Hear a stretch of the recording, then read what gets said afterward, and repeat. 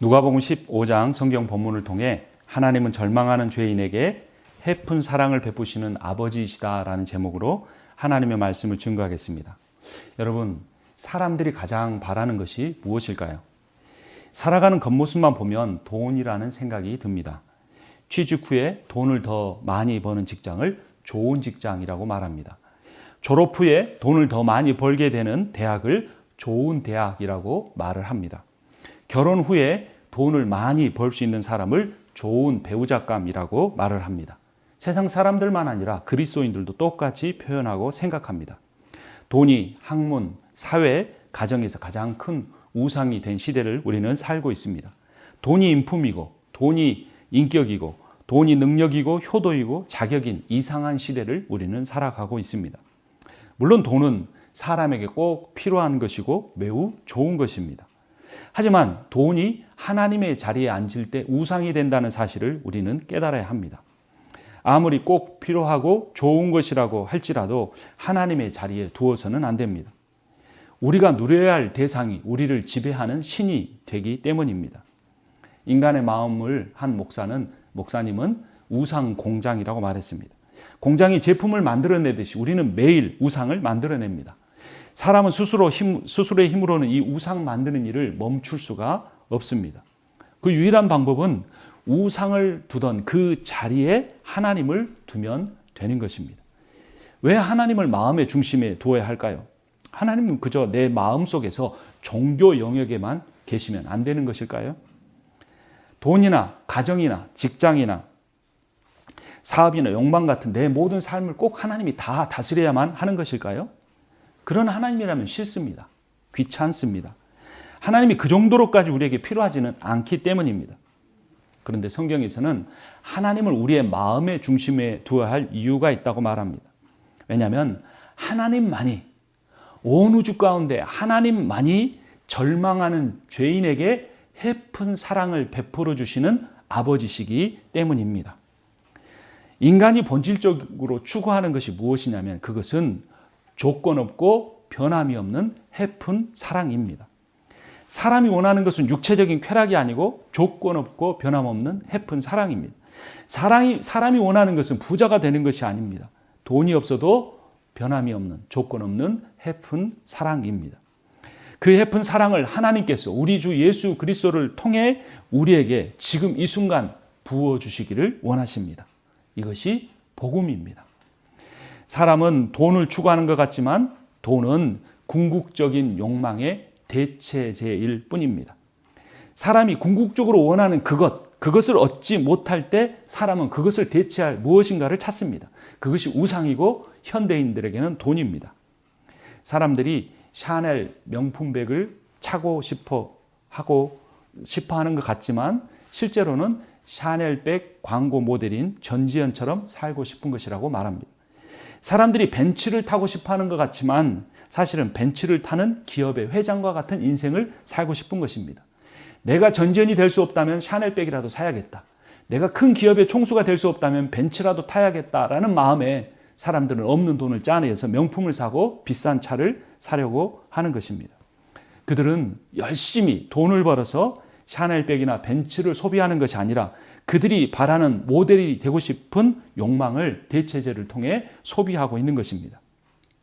여러분, 비싼 집을 파는 광고는요, 멋진 집보다 그 멋진 집 앞에서 행복하게 미소 짓고 있는 커플이나 사랑스러운 아이들을 더 강조합니다. 그러면서 그들은 집을 파는 것이 아니라 우리는 행복을 판다라고 강조합니다. 하지만 그 광고는 인간의 욕망을 자극할 뿐 실제로 행복을 팔지는 못합니다.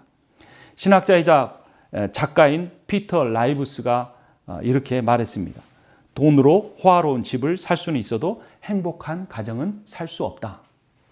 그가 돈으로 살 수 없다고 강조한 몇 가지가 더 있습니다. 돈으로 최고로 좋은 침대를 살 수는 있지만 최상의 달콤한 잠을 살 수는 없다. 돈으로 명품 시계는 살 수 있어도 흘러가버리는 시간을 되살 수는 없다. 돈으로 좋은 책을 살 수는 있지만 인생에 꼭 필요한 참된 지혜를 살 수는 없다. 돈이 있으면 성대한 장례식을 치를 수 있지만 행복한 죽음을 살 수는 없다. 돈으로 종교를 얻을 수는 있지만 소망하는 구원을 얻을 수는 없다라는 것이 클라이막스입니다. 그가 말한 것처럼 돈은 일상생활에 꼭 필요하고 편리한 수단이지만 그것은 단지 생활의 수단이지 인생의 목적은 결코 아닙니다. 진정한 행복은 물질이 아니라 마음에서 오기 때문입니다. 사람들은 그래도 욕망을 더 많이, 더 자극적으로 소비하기 위해서 이제 또 월요일부터 더 필사적으로 돈을 벌기 위해 일을 할 것입니다. 그래서 월 3, 4천 불밖에 정도를 벌면서도 리스를 해서라도 BMW 자동차를 타야만 직성이 풀리는 것입니다. 왜 기업이 제품을 광고하면서 제품보다 모델을 더 강조하는 것일까요? 인간의 본능이 누구처럼 되고 싶은 모방 욕구의 노예라는 사실을 잘 파악했기 때문입니다. 그렇다면 사람들이 가장 궁극적으로 가지고 있는 욕망은 무엇일까요? 그것은 놀랍게도 누군가가 나에게 조건 없이 변함없이 사랑을 베풀어 주기를 원하는 것입니다. 그런데 그것을 줄 대상이 없다는 것을 사람들이 느끼기에 마음속으로 이렇게 생각합니다. 아마도 내가 무능력한 사람이라는 것이 드러나면 나를 사랑하는 존재는 아무도 없을 거야. 내가 지금보다 살이 더 찌면 나를 사람들이 사랑하지 않을 거야. 내가 근육이 하나도 없는 왜소한 체격이 되면 사람들이 나를 좋아하지 않을 거야. 내가 돈을 제대로 벌지 못하면 나는 모두에게서 외면당할 거야 라는 이런 불안한 심정에 일을 하는 것입니다. 사람들은 마음속으로 이렇게도 생각합니다. 누군가 나를 조건 없이 변함없이 사랑한다면, 그런 존재가 있다면 얼마나 좋을까. 그런 사랑을 발견하기만 한다면 우리 마음을 우상공장이 아닌 행복공장으로 만들 수 있을 것이라고 생각합니다. 여러분, 요즘 가요보다는 옛날의 가요들이 참 좋은 게 많았던 것 같아요. 여러분, 최성수의 동행이라는 가요를 아십니까? 제가 한번 읽어드릴 테니까 공감이 가시는지 한번 묵상해 보십시오. 아직도 내게 슬픔이 우두커니 남아 있어요. 그날을 생각하자니 어느새 흐려진 안개. 빈 밤을 오가는 마음 어디로 가야만 하나. 어둠에 갈 곳 모르고 외로워 헤매는 미로. 누가 나와 같이 함께 울어줄 사람 있나요? 누가 나와 같이 함께 따뜻한 동행이 될까? 사랑하고 싶어요. 빈 가슴 채울 때까지. 사랑하고 싶어요. 사랑이 있는 날까지. 여러분의 인생에는 이렇게 함께 울어주며 끝까지 동행해 줄 사람이 있습니까? 유행가치고 사람이 본질적으로 무엇을 추구하고 있는지를 잘 드러내준 철학적 노래입니다. 현대교회 여러 종류의 사람들이 있습니다. 어떤 사람들은 자신의 연약함과 무능함을 극복하지 못해서 절망하고 주님을 찾아온 사람들입니다. 또 다른 어떤 사람들은 자신의 의를 자랑하고 종교적인 자아 성취를 이루기 위해 오는 사람들입니다. 또한 절망해서 교회에 왔던 사람들조차 복음을 듣지 못해서 종교적인 자아 성취를 추구하는 사람으로 변질된 경우도 있습니다. 이것이 성경적이지 않는 교회가 드러내는 역기능입니다. 여러분, 절망을 두려워하지 마십시오. 절망이야말로 멸망이 아닌 소망의 문으로 가는, 구원의 집으로 가는 길목입니다.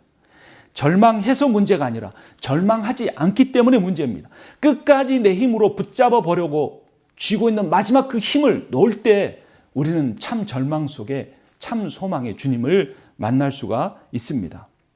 절망하는 사람만이 해픈 사랑을 베푸시는 아버지로서의 하나님을 인격적으로 만나게 됩니다. 사람들이 쉽게 절망하지 않기 때문에 하나님께서 가난, 질병, 고통, 실패 등을 허락하십니다. 탕자가 모든 것을 잃어버렸어도 아마 그가 사는 이방 땅에 흉년이 찾아오지 않았으면 그는 아버지에게 돌아갈 생각을 하지 않았을 것입니다. 그런데 하나님은 탕자에게 흉년을 주십니다. 14절 말씀 우리 함께 읽겠습니다. 누가복음 15장 14절 말씀 같이 읽습니다. 그가 모든 것을 탕진했을 때 그 지방에 크게 흉년이 들어서 그는 아주 궁핍하게 되었다. 이런 동일한 이야기가 성경에 많이 나옵니다. 질병으로 모든 것을 잃은 여인도 그 절망 때문에 예수를 찾습니다. 절망 중에 가장 큰 절망은 질병과 그 질병 때문에 찾아올지도 모르는 죽음에 대한 공포입니다. 누가복음 8장 43절입니다. 무리 가운데 12해 동안 혈루증으로 앓는 여자가 있었는데 의사에게 재산을 모두 다 탕진했지만 아무도 이 여자를 고쳐주지 못했다. 병을 앓은 횟수인 12는 완전수를 의미합니다. 그녀는 완전한 절망을 오랫동안 겪어야 했습니다. 혈루증은 부정한 질병으로 여겨졌기 때문에 그 병에 걸린 사람은 가족과도 격리된 채로 살아야 했습니다. 가련한 여인은 질병으로 건강을 잃고 사랑하는 사람도 잃고 재산도 잃고 모든 것을 잃고 그녀에게 남은 것은 절망뿐이었습니다. 만약에 이 여인이 이러한 처절한 절망을 겪지 않았더라면 유대 여인으로서 유대 남자의 옷자락을 만지려고 하지 않았을 것입니다.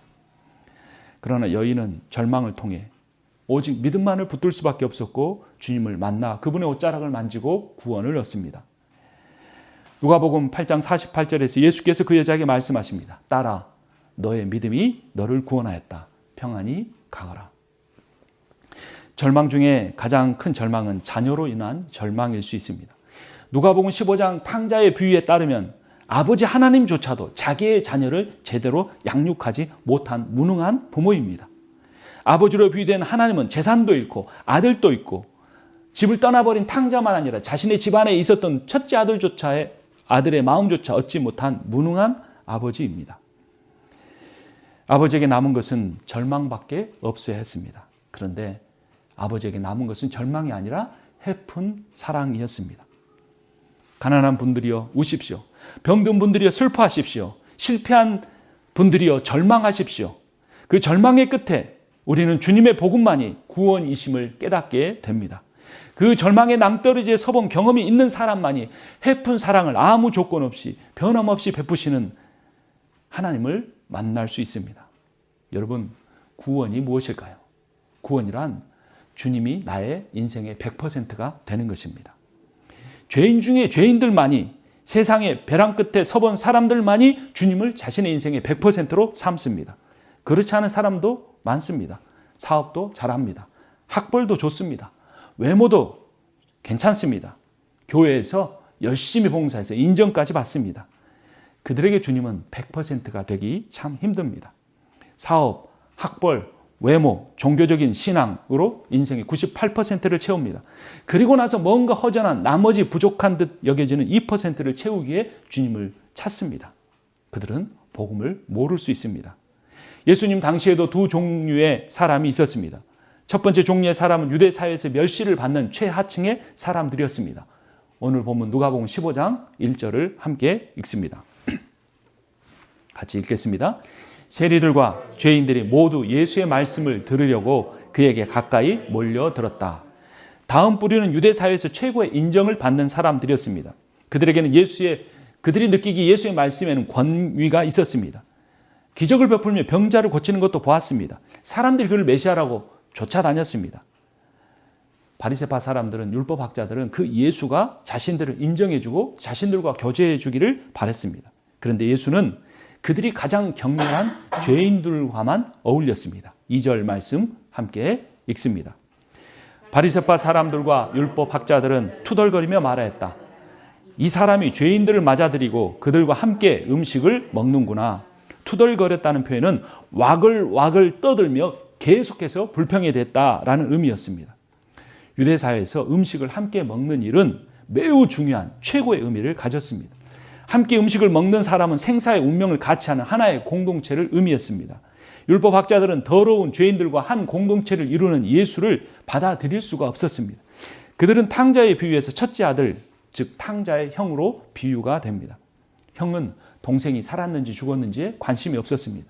형은 아버지의 마음이 찢어지는지 아버지의 사랑이 어떤 것인지에 관심이 없었습니다.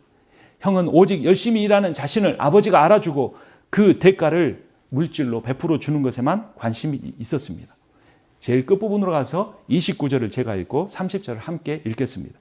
그러나 그는 아버지에게 대답했다. 나는 이렇게 여러 해를 두고 아버지를 섬기고 있고 아버지의 명령을 한 번도 어긴 일이 없는데 나에게는 친구들과 함께 즐기라고 염소 새끼 한 마리도 주신 일이 없습니다. 그런데 창녀들과 어울려서 아버지의 재단을 다 삼켜버린 이 아들이 오니까 그를 위해서는 살진 송아지를 잡으셨습니다. 다른 사람을 위한 살진 송아지보다 나를 위한 염소 새끼에 집착하는 것이 죄인의 본 모습입니다.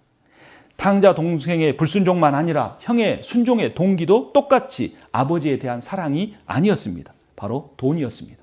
그리고 돈을 소유함으로써 아버지처럼 되는 것이었습니다. 형과 동생에게 모두 돈은 아버지처럼 되고 싶은 욕망의 대체제였습니다. 그들은 아버지의 재산을 소유함으로써 아버지가 가지고 있는 권위와 아버지가 가지고 있는 모든 것을 가질 수 있다고 오해했습니다. 그러나 아버지의 본질은 유한한 소유가 아니라 무한한 사랑에 있었습니다. 우리는 모두 우리를 낳아준 아버지와 어머니가 되고 싶습니다. 불완전한 부모였지만 나도 그들처럼 될 수 있을까 하며 두려워합니다. 그러면서 돈을 벌면 좋은 부모가 되어 자녀를 잘 키울 수 있을 것이라고 오해합니다. 그런데 사실은 그렇지 않습니다. 좋은 부모가 되는 단 하나의 조건은 자녀들이 절망할 때조차 조건 없이 변함없이 해픈 사랑을 베풀어 주는 것입니다. 자녀가 부모를 통해 이 사실을 확인하게 되면 자녀의 인생은 달라집니다. 자녀가 부모를 통해 하나님이 그런 해픈 사랑을 조건 없이 변함없이 베풀어 주시는 분이라는 걸 깨달을 때 그들의 신앙은 완전히 달라지게 됩니다. 여러분, 사랑의 해픈 사람이 되십시오. 사랑의 해픈 아버지가 되고 사랑의 해픈 어머니가 되십시오. 사랑의 해픈 그리스도인이 되십시오. 내가 이것을 베풀면 저 사람이 어떻게 반응할까 계산하지 말고 해프게 베풀어주는 그러한 사랑의 사람이 되십시오. 동생은 빗나가고 반항함으로써 아버지의 권위를 가지려고 했습니다. 형은 모범생이 되고 아버지의 말씀을 잘 따름으로써 아버지의 소유를 가지려고 했습니다. 그런데 놀라운 사실은 아버지의 것은 이미 다 그들의 것이었다는 것입니다. 해픈 사랑의 아버지는 자신의 것을 이미 아들들의 것으로 정해 놓았습니다. 이 사실을 모르는 형은 동생과 경쟁해서 아버지로부터 더 많은 것을 받기 위해 노력했습니다. 노력을 통해 아버지의 마음을 얻으려고 한 것입니다. 형이 인정하지 않은 것, 잘 몰랐던 것이 하나 있었습니다. 인정하지 않은 것은 동생 탕자가 그의 유산을 미리 받을 때 자신도 이미 자기 몫을 받았다는 것입니다. 12절 말씀 함께 읽겠습니다. 작은 아들이 아버지에게 말하기를 아버지 재산 가운데서 내게 돌아올 몫을 내게 주십시오 하였다. 그래서 아버지는 살림을 두 아들에게 나누어 주었다. 작은 아들에게만 아니라 큰 아들에게도 유산을 모두 나누어 주었습니다. 그 큰 아들이 모르는 것은 아버지가 가지고 있는 모든 재산이 자신의 재산이라는 것입니다. 31절 말씀 함께 읽습니다. 아버지가 그에게 말했다. 얘야, 너는 늘 나와 함께 있으니 내가 가진 모든 것은 다 내 것이다. 여러분, 이 사실이 복음입니다. 이 사실을 진심으로 깨달으면 우리는 우리의 인생에서 우리의 소유를 더 늘리기 위해 하나님의 모든 것을 포기하는 어리석은 일을 행하지 않을 것입니다. 형의 문제는 자신이 무엇인가를 해야 그 아버지의 재산과 아버지의 사랑을 받을 수 있다고 착각했습니다. 여러분, 무엇을 해야 여러분들이 자격 있는 인생이 된다고 생각하십니까? 큰 나라의 시리아 나아만 장군은 나병을 치료받기 위해 엘리사에게 왔습니다. 선지자는 그에게 요단강에 몸을 씻으라고 명령했습니다. 나아만 장군은 간단한 치료법에 분노하고 자기 나라로 돌아가려고 했습니다. 우리나라에 큰 강이 많은데 이 작은 나라의 이 개천 같은 요단강에 내 몸을 씻으라고 한다니 분노하며 돌아가려고 했습니다. 한 신학자이자 목회자는 내가 만든 신이라는 책에서 나아만 장군에 대해 이렇게 말합니다. 그냥 몸을 씻으라는 명령은 너무 쉬워서 어려웠다. 나아만이 그대로 하려면 자신의 연약함과 무력함을 인정하고 구원을 값없는 선물로 받아들여야 했다. 하나님의 은혜를 원하는 사람은 결핍만 있으면 된다. 즉 아무것도 없으면 된다. 그런데 이런 영적 겸손을 불러일으키기가 어렵다. 우리는 하나님께 가면서 제가 이만큼 했습니다 라든지 제가 고생한 것 좀 보십시오 라고 말한다. 그러나 하나님은 우리가 그분만 바라보기를 원하신다. 그냥 씻기만을 원하신다. 나아만은 자신의 해로운 행위를 내려놓는 법을 배워야 했다라는 내용입니다. 결국 나아만 장군은 여종의 말을 듣고 요단강에 들어가 몸을 씻고 치유를 받습니다. 여러분, 하나님의 사랑은 그저 받아들이면 됩니다. 그런데 사람들은 이 사랑이 너무 해퍼 보여서 의심하고 받으려고 하지 않습니다. 무엇인가를 해야 된다. 어떤 자격이 있어야 한다고 생각하는 그런 유혹을 주는 사단의 말을 기울이며 그 사랑을 있는 그대로 받아들이지 않습니다. 여러분 믿으십시오. 하나님의 사랑은 헤픈 사랑입니다. 하나님의 헤픈 사랑은 영원한 사랑입니다. 우리를 구원할 강력한 능력이 그 헤픈 사랑 안에 있습니다. 누가 그 사랑을 받을 수 있습니까? 인정하면 됩니다. 하나님의 그 헤픈 사랑을. 원하기만 하면 됩니다. 그 하나님의 헤픈 사랑을. 여러분 누가복음 15장을 흔히 탕자의 비유라고 말합니다. 근데 탕자는 방탕한 아들이라는 말입니다. 영어로는 prodigal son입니다. prodigal son은 돈, 시간, 에너지를, 물자를 낭비하는 아들이라는 의미입니다. 둘째 아들이 탕자로 불리는 이유는 그가 아버지의 재산을 미리 상속받아서 무분별하게 낭비하고 다 써버렸기 때문입니다. 그런데 팀 켈러 목사는 이 탕자의 아버지를 탕부라고 부릅니다. 그 아버지는 아들처럼 돈이나 재산을 헤프게 사용하지 않았습니다. 그 아버지가 헤프게 사용한 것은 아들에 대한 사랑이었습니다. 아버지는 받을 자격이 없는 아들에게 그의 사랑을 무분별하게 사용했습니다. 여러분, 우리는 그 사랑을 받을 자격이 있습니다. 왜냐하면 하나님께서 조건 없이 변함없이 그 사랑을 우리에게 베풀어 주기를 원하시는 것입니다. 탕자는 문제가 많은 아들이었습니다. 그가 행한 첫 번째 문제가 무엇인지 12절을 보도록 하겠습니다. 12절 말씀 함께 읽습니다. 작은 아들이 아버지에게 말하기를 아버지 재산 가운데서 내게 돌아올 몫을 내게 주십시오 하였다. 그래서 아버지는 살림을 두 아들에게 나누어 주었다. 고대 군동에서 아버지가 죽기 전에 재산을 달라고 요구하는 것은 불효 중에도 가장 막심한 불효였습니다. 그럼에도 불구하고 아버지는 아들에게 재산을 나누어 줍니다. 아들이 물려받은 거의 대부분은 토지였습니다. 아들이 물려받은 이 토지는 성경의 율법에 따르면 결코 팔아서는 안 되는 것이었습니다. 그런데 13절을 보겠습니다. 며칠 뒤에 작은 아들은 제 것을 다 챙겨서 먼 지방으로 가서 거기서 방탕하게 살면서 그 재산을 낭비하였다. 고대 이스라엘에서 땅은 하나님이 주신 기업이었습니다. 불가피한 일이 아니고선 땅을 파는 일은 지극히 비신앙적인 일이었습니다. 레위기 25장 23절을 보면 땅을 아주 팔지는 못한다. 땅은 나의 것이다. 너희는 다만 나그네 일 뿐이다 라고 말씀합니다. 아들이 행한 세 번째 잘못은 땅을 판 돈을 가지고 이방인의 땅으로 갔다는 사실입니다. 유대인은 이방인과 같이 지내서는 안 되었습니다. 아들이 행한 네 번째 잘못은 땅을 판 돈을 허랑방탕하게 낭비했다는 것입니다. 마지막 다섯 번째 아들이 한 잘못은 빈털터리가 된 뒤에 뒤에지를 치는 부정한 일을 했다는 것입니다. 14절을 제가 읽고 15절 함께 읽겠습니다. 그가 모든 것을 탕진했을 때 그 지방에 크게 흉년이 들어서 그는 아주 궁핍하게 되었다. 그래서 그는 그 지방의 주민 가운데 한 사람을 찾아가서 몸을 의탁하였다.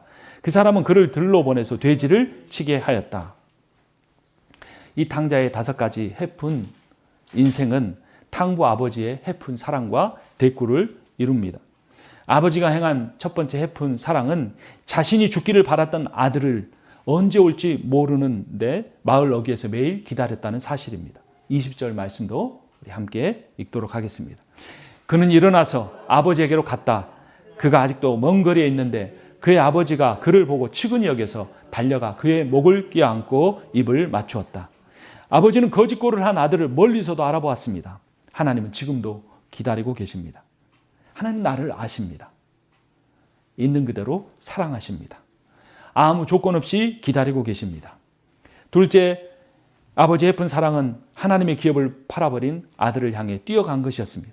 고대 이스라엘 사회에서 신앙이 있는 유대인은 뛰어서는 안 되었습니다. 그런데 그 아버지는 아들을 발견하자마자 그 아들을 향해 뛰어갑니다.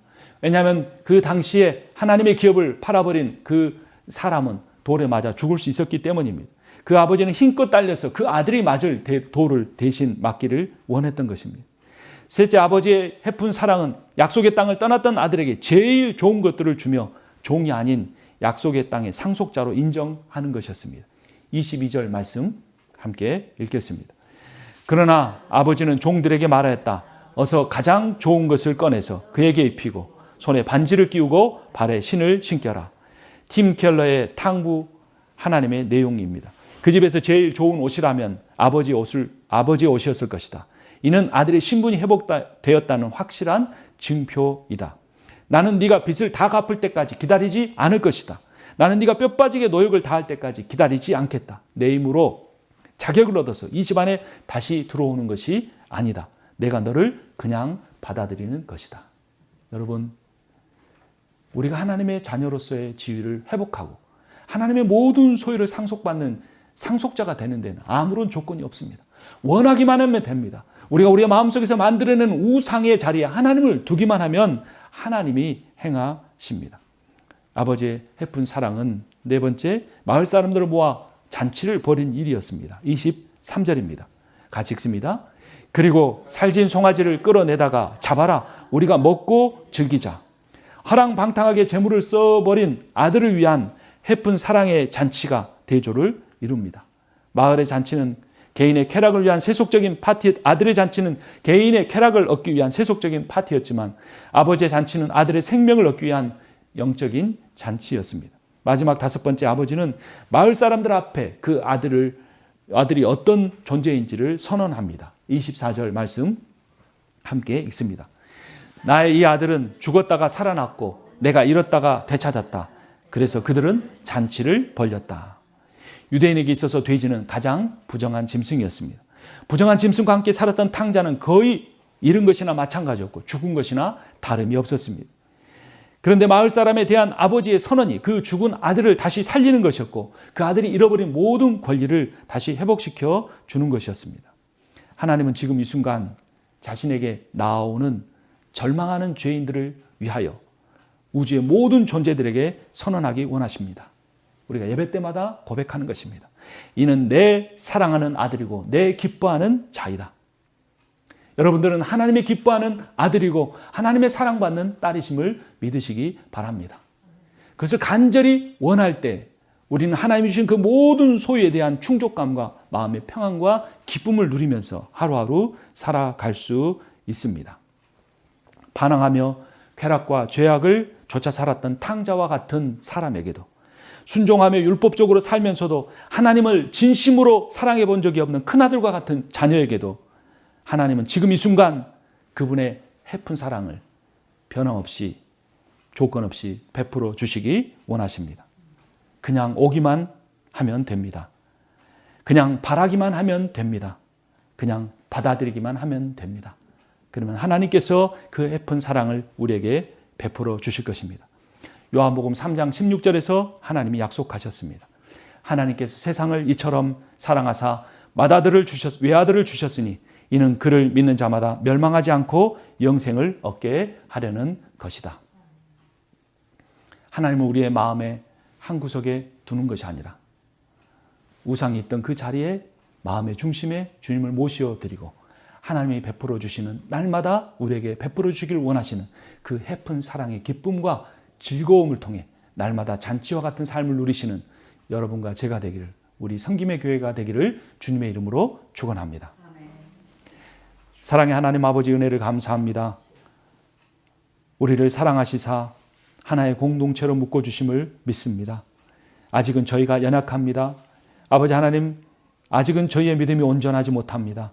그러나 우리가 믿는 것이 하나 있습니다. 하나님 우리에게 조건 없이 변함없이 헤픈 사랑을 베풀어 주시는 분이십니다. 아버지, 우리가 다 놓칠지라도 이 하나님의 헤픈 사랑을 베푸신 아버지 하나님을 놓치지 않게 하여 주시옵소서. 그 하나님의 마음의 중심에 받아들이게 하여 주시옵소서. 우리가 세상의 것들을 다 잃어버린 것과 같이 절망하는 삶을 살고 있다고 할지라도 우리가 내 노력과 열심으로 무엇인가 이루어서 하나님께 나아가려고 했던 율법적인 신앙을 살아왔다고 할지라도 지금 이 순간 그 하나님의 헤픈 사랑에 무릎 꿇게 하여 주시옵소서. 나아만처럼 무엇인가를 해서가 아니라 그저 받아들이기만 하면 치유의 역사가 일어날 수 있음을 믿게 하여 주시옵소서. 이 말씀을 주신 주님께서 성령을 통하여 이 말씀의 능력이 우리에게 일어나게 해줄 것을 믿고 감사드리며 우리 주 예수 그리스도의 이름으로 기도합니다. 아멘.